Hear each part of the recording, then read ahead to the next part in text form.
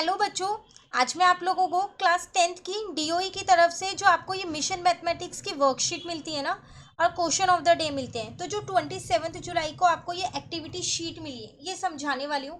बिल्कुल आपको एक तरीके से आप ये कह सकते हो कि इसमें चैप्टर को ही एक्सप्लेन किया गया है, तो बिल्कुल अच्छे से समझना।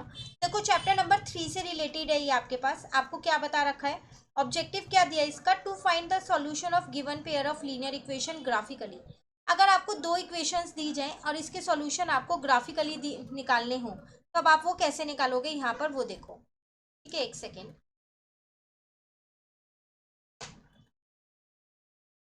तो आपको क्या क्या मटेरियल चाहिए, पेंसिल, स्केल और ग्राफ पेपर है, ये आप सबको पता है। तो आपको पता है कि पहले इस वाली इक्वेशन को आप सॉल्व करके एक्स और वाई की वैल्यूज निकालोगे, दो या तीन वैल्यूज निकालोगे। फिर इस वाली इक्वेशन में क्या करोगे, एक्स और वाई की वैल्यू निकालोगे। वो कैसे निकालोगे, एक्स की वैल्यू कुछ रख दोगे इसमें, वाई की वैल्यू निकल के आ जाएगी, दो या तीन वैल्यू रख दो और खुद निकल के आ जाएंगी। जैसे उन्होंने यहाँ पर देखो ये रखी हुई है, दोनों इक्वेशंस की रख दी हैं। x3 तो y1, x5 तो y4, ऐसी इक्वेशन 2 की रख दी है। अब इनको आपने क्या किया, दोनों को जो सॉल्यूशन आपने निकाले हैं इस ग्राफ पे आपने यहाँ पर प्लॉट कर दिए। जैसे आपने प्लॉट किए तो वो दोनों लाइंस इंटरसेक्ट हो गई और ये आपके पास एक पॉइंट आ गया, इंटरसेक्टिंग पॉइंट, जिसको पॉइंट ऑफ इंटरसेक्शन भी कहते हैं। तो इसमें आपका एक सॉल्यूशन निकल गया, x3 निकल गया और y1 निकल गया।